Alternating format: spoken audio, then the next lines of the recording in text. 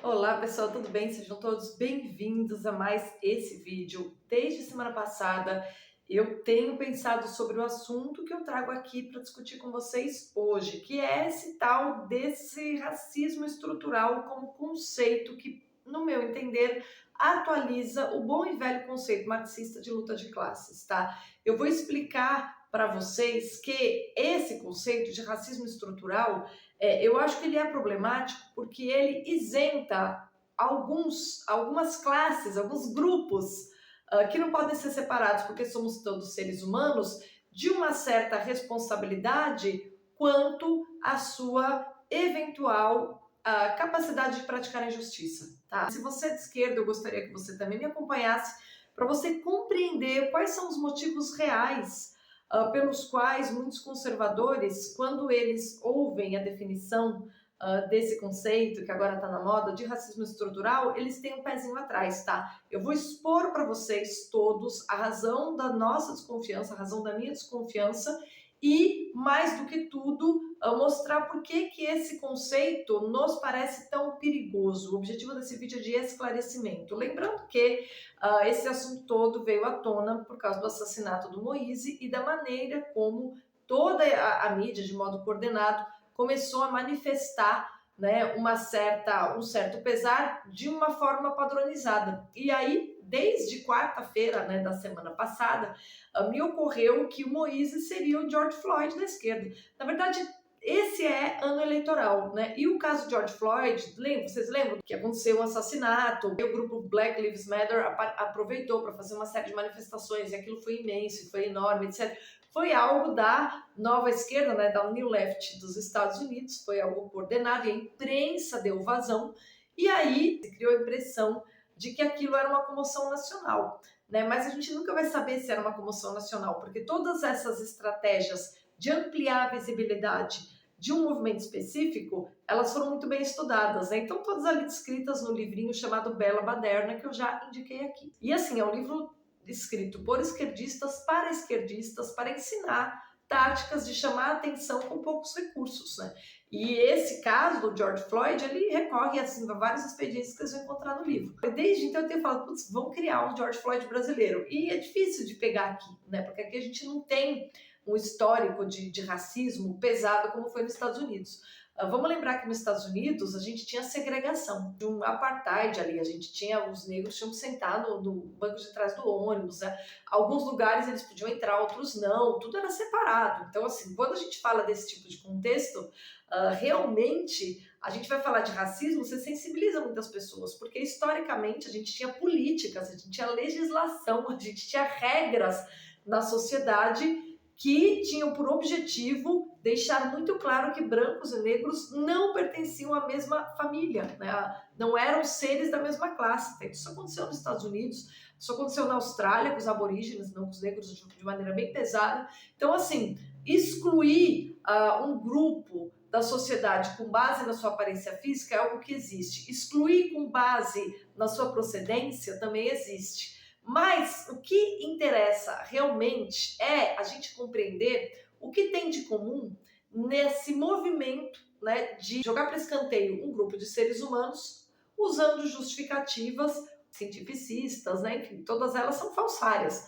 Porque no final das contas, o que resta é o seguinte: a gente tem seres humanos que são injustos e tem seres humanos que são justos. Se você der uma olhadinha ali na Ética Nicômaco, bem lida, tem ali o capítulo 5, em que o Aristóteles ele delineia essa virtude cardeal chamada justiça.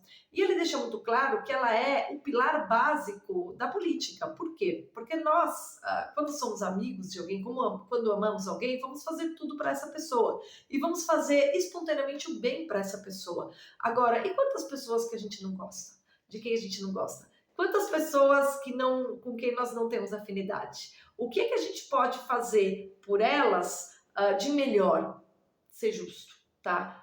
A justiça é a virtude cardeal que permite que um homem, independente dos seus afetos, dos seus sentimentos, seja capaz de dar a cada um aquilo que lhe é de direito, aquilo que lhe pertence, seguindo, é claro, regras de proporção. né? Porque nem todas as pessoas devem ter o mesmo quinhão exato. Essa ideia igualitarista de que se todo mundo tiver a mesma porção de cada coisa, funciona, ela é uma falácia. Eu posso falar disso num outro vídeo. Hoje o objetivo não é esse.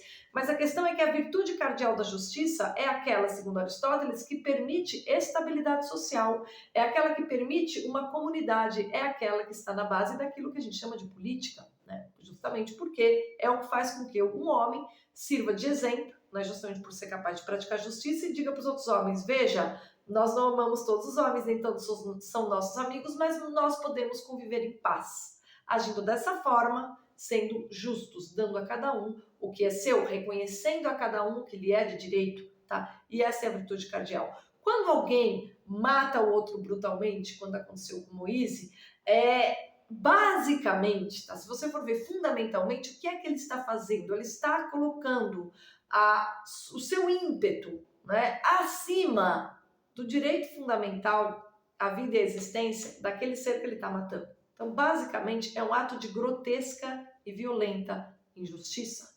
Quando você tem, numa sociedade, um grupo que decide que um outro grupo não serve e passa a criar todo um discurso para defender que ele é inferior, o que é que esse grupo está fazendo?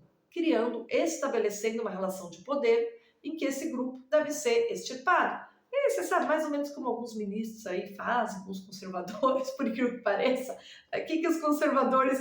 Olha que engraçado, vocês estão vendo como é sistemático isso? E é uma profunda injustiça. Agora, na história da humanidade, claro que a gente teve casos muito mais graves do que essa perseguição aos conservadores que acontece hoje no Brasil, na cara dura, né? A gente teve casos muito graves. E todos os momentos da história que a gente teve algum tipo de escravidão, foi isso que aconteceu. Uma relação de poder em que um grupo se impõe sobre outro. É o quê? Fundamentalmente a prática da injustiça, tá? Assassinato, traição, deslealdade, todo tipo de violência, violência psicológica. Basicamente, são pessoas incapazes de praticar a virtude cardeal da justiça. Ou por falta de educação da vontade, ou simplesmente por ausência total de virtude na sua alma. E essa ausência de virtude, ela perpassa a sociedade em todas as esferas. Então, quando a gente vê um conceito marxista da luta de classes, por exemplo, por que eu acho que ele é perigoso? Porque você define, você decide que o grupo X e o grupo Y, como eles disputam o mesmo quinhão de poder, eles evidentemente vão se detestar, né? Ou como um evita e obstrui que o outro possa ter o poder sobre o seu próprio destino, porque essa é a questão, no final das contas, esse é o grupo opressor e aquele é o grupo oprimido. Só que as relações individuais são todas marcadas pela prática da injustiça, por isso que a gente tem lei, por isso que a gente tem de ter tribunais, por isso que nós temos juízes, por isso que nós temos árbitros, por isso que nós temos polícia, por isso que nós temos prisões, por isso que nós temos penas. Vocês entendem? Desde que o mundo é mundo. Por isso que justamente a gente tem tudo isso que a gente chama de direito. Todos esses instrumentos que servem para deixar claro e visível para a sociedade que aquele que for injusto será penalizado e aquele que for justo será, evidentemente, deixado em paz. Legal! É assim que funciona o mundo e isso é que está na base das relações políticas. Quando a gente fala que o Aristóteles foi alguém tão espetacular, é porque quando ele define que a justiça é a virtude cardeal por trás de todas as relações políticas, a gente com esse conceito, a gente rebate milhões de falácias que surgem basicamente porque as pessoas gostam de modas também, né? Surge um conceito novo, nossa, que legal, as pessoas gostam de novidades. Então essa ideia de racismo estrutural, que é para mim uma atualização do conceito marxista de luta de classes, define que há um grupo da sociedade que marginaliza um outro grupo, no caso, os negros são os marginalizados, e essa marginalização, ela é consequência de uma série de medidas, tá? Que independente de alguém dizer, estou te batendo por você ser negro, ele está fazendo aquilo inconscientemente, porque a sociedade é estruturada de tal maneira que aquele ser é percebido como inferior. Mas veja, quando a gente diz isso, A gente já acaba isentando, né, as pessoas da sua responsabilidade. Porque se o problema é o racismo estrutural, o problema não é a incapacidade de alguns seres humanos de educarem a sua vontade e serem minimamente virtuosos, ou seja, tentarem pelo menos ser justos. Esse é o problema. Você desloca o problema da consciência, você desloca o problema do coração humano, você desloca o problema da questão das pessoas que não aprendem o autocontrole e saem aí sendo injustas e abusando do poder à torta e à direita.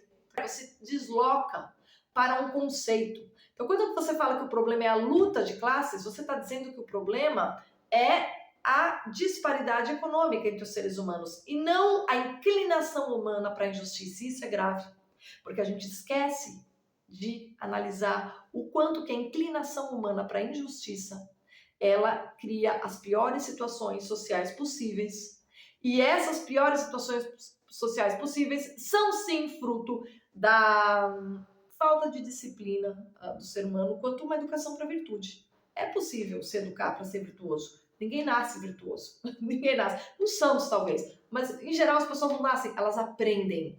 O caráter não é uma coisa que você ganha de presente, é uma coisa que você forma. A personalidade forte não é algo com a qual você é agraciado. É algo que você conquista. Tá? E é difícil ter caráter. É difícil você ser virtuoso. É difícil você fazer o bem, tomando pancada de todo lado o tempo todo, porque isso é da vida. Mas é possível. E esses são os virtuosos. E aí, quando a gente coloca tudo isso na conta de um conceito, e o Moise foi morto por causa do racismo estrutural, você esquece de dizer, o Moise foi morto porque o ser humano tem uma inclinação à injustiça que deve ser punida. E essa inclinação à injustiça não deve ser perdoada sob nenhum subterfúgio. Você esquece, mas esse discurso some. E quando esse discurso some, a coisa fica vaga. E aí você culpa quem? Você culpa fenômenos sociais difusos e aí o coletivo passa a ter culpa. É possível prender o coletivo? Como é que você vai pôr em cana o racismo estrutural? Como é que você vai penalizar o racismo estrutural? Você não penaliza. É algo que está na sociedade. Só serve para você ter um discurso tal de que há políticas públicas e uma legislação devem punir aqueles que manifestam sinais do racismo estrutural. Mas veja, se as pessoas que manifestam sinais, elas são frutos de uma sociedade que está equivocada, qual é a responsabilidade? É dela ou daquilo que a determinou? Né? E aí, como é que a gente vai analisar o quão grave é cada pessoa que não põe a mão na consciência? As próprias pessoas acabam se dando de desculpa de que o mundo as fez assim. Né? É o argumento do Rousseau, não sei se vocês lembram. A sociedade torna o homem mau. É muito fácil falar isso quando você abandona seus filhos. Difícil é você ir lá, ter coragem e criar seus filhos na pior das adversidades, deixar de lado o seu sonho de frequentar salões, como era o caso ali do Rousseau. Tá? Isso é difícil. Difícil é ter caráter. Difícil é ter uma personalidade forte, difícil é conter os seus ímpetos e instintos assassinos e de ser humano que se inclina ao vício. Isso é difícil, mas é possível. E quando você deixa de fazer essa discussão e fica recorrendo a essas explicações genéricas que implicam a coletividade para explicar um crime, você faz duas coisas erradas. Primeiro, você torna difusa uma culpa e uma responsabilidade que é sempre individual. E segundo, você deixa de lembrar que é possível a cada ser humano, e compete unicamente a ele próprio, agir bem, ser correto. Porque quando você fala que é um racismo estrutural, você já torna inviável a possibilidade da pessoa ser justa. Você já torna estranho a possibilidade da pessoa ser justa. Você nem chama atenção para o fato de que no mundo há pessoas caridosas e justas e pessoas injustas. E cabe a cada ser humano escolher o seu caminho. Né? Então é por isso que esse conceito parece aos conservadores tão falaciosos, porque a gente entende que as relações humanas, fundamentalmente, lá no fundamento, você pode dar o nominho da moda que você quiser, mas no final das contas, sempre se trata de ser justo ou ser injusto. E não tem nada mais injusto que você tirar a vida de outra pessoa. Então não adianta nada a gente ver essas campanhas. Tá todo mundo louco agora no Twitter, né? Rememorando aquela campanha, todos os brancos são racistas. Mentira! Isso não é verdade. Os seres humanos são, alguns, justos, outros injustos. E a injustiça se manifesta de diversas maneiras. essas diversas maneiras pelas quais a injustiça se manifesta são igualmente ruins, tá? Homofobia, racismo, dê o nome que você quiser. O problema é você não se educar para a virtude cardeal da justiça e achar que está se esforçando para realmente conviver bem com o próximo e ser alguém digno do convívio de pessoas virtuosas. Esse é o ponto. E sobre isso, pouca gente fala. Por quê? Talvez porque não esteja na moda, ou talvez porque as coisas mais fundamentais não sejam aquelas que criem alarde, muito menos que justifiquem políticas públicas assim progressistas que permitem engenharia social e discurso fácil. A injustiça que está na alma de cada pessoa, ela pode se manifestar de diversas maneiras, independente das interpretações sociológicas que você faça. Você pode criar espantalhos conceituais para explicar o comportamento das pessoas, mas na base, o que há na base é a possibilidade de escolha entre o bem e o mal. Algumas pessoas escolhem o bem, e eu não estou sendo maniqueísta. Errar é humano, as pessoas erram. Mas no momento que elas reconhecem que erraram, elas já escolheram o caminho do bem, vocês percebem? E aí elas podem escolher educar a virtude. Ou podem também ser frágeis demais para isso e passar a vida toda errando. Mas de qualquer maneira, bem e o mal são coisas que fazem parte do mundo e da vida, né? E quando a gente joga tudo na conta de conceitos abstratos, a gente evita que as pessoas ponham a mão na consciência e se perguntem por que é que elas estão sendo injustas e o que é que falta para que elas se eduquem para a virtude. Isso seria muito mais valioso a gente discutir do que ficar aí difundindo essas modas, tá bom? O vídeo de hoje era esse. Muito obrigada pela companhia e até a próxima.